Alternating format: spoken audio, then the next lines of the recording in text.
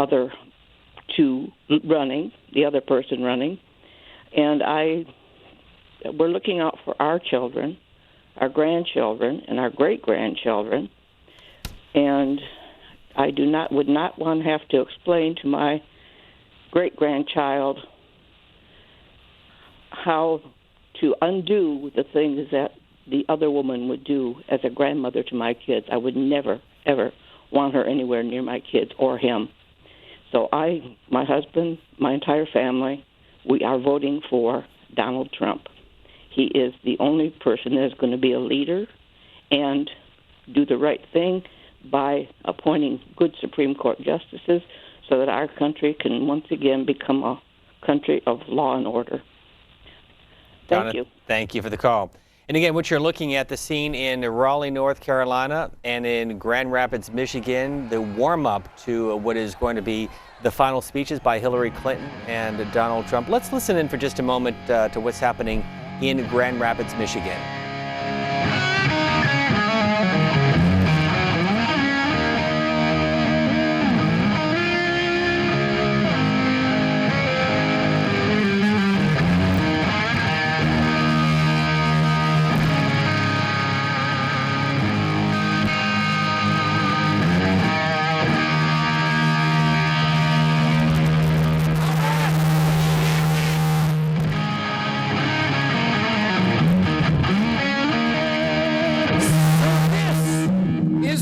Michigan, huh?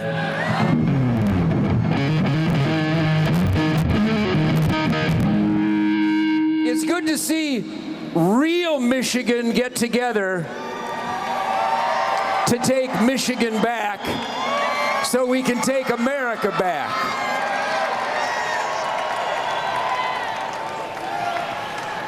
Is this enough real Michigan to take Michigan out of the blue and into the red for Donald Trump?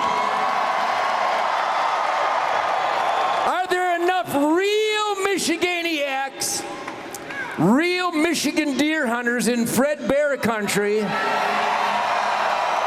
in the winter water wonderland, to stand up for what we believe in?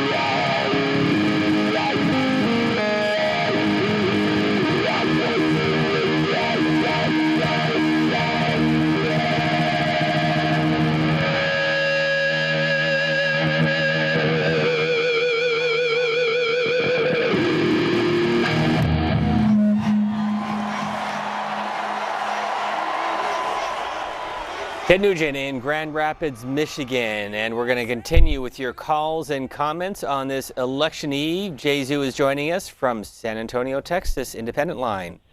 Good evening. Hey, good evening. First of all, thanks for having me on the air.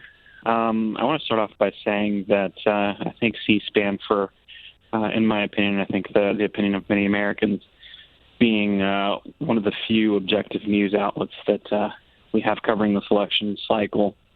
I think it's a little abhorrent, the level of bias that exists today, both on the right and on the left, in media coverage. And I think that stems from a divided country, not only because of the media, but the inherent political structure that exists, a two-party system that really shouldn't exist and was warned against by our founding fathers. I think the key to solving it is education. I don't see either of the candidates actually wanting to solve this, and that's a bit troubling. Nevertheless, I had to choose a side, and the one that I thought was proposing something a bit better for this country was the right, in this case Donald Trump, who was the only one who brought up the dangers of the national debt and the dangers of monetary inflation, which we're facing. Caller, thank you very much. We'll take one more call and then we'll get some background information on what to expect with the voting returns as they come in tomorrow from a reporter from Time Magazine. But first, Diane from Philadelphia, Democrats line. Good evening.